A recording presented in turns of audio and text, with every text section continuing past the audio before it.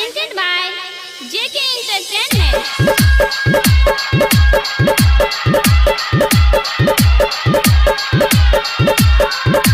DJ Siva,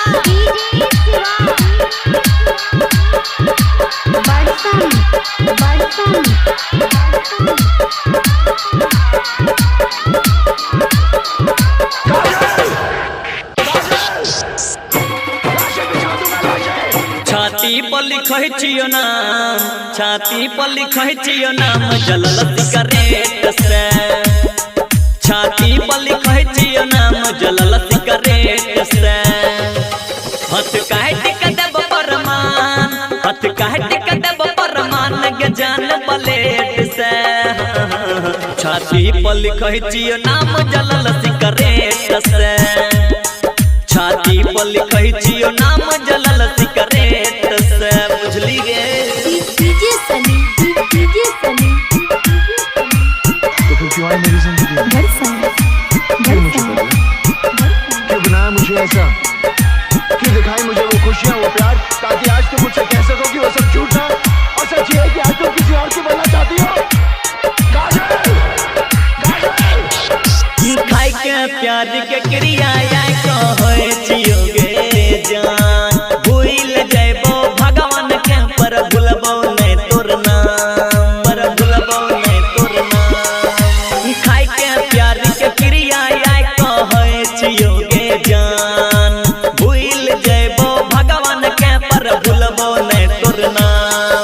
ई प्यार के तोर पार रखबो हम हरदम याद। नहीं रहलै कोई तोर पहले, नहीं रहलै कोई तोर बाद।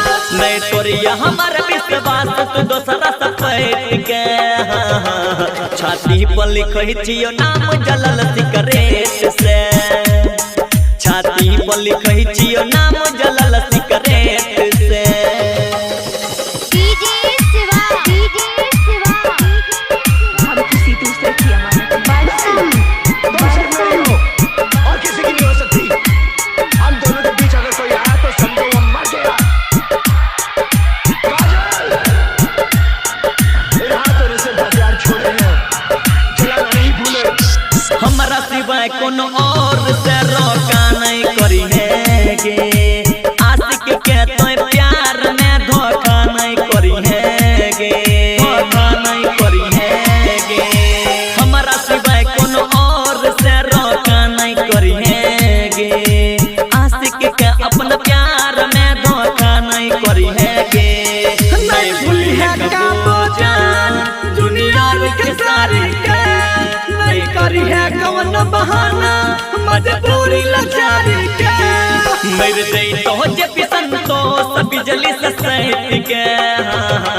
छाती पर लिखै छियो नाम जलल सिगरेट से। छाती पर लिखै छियो नाम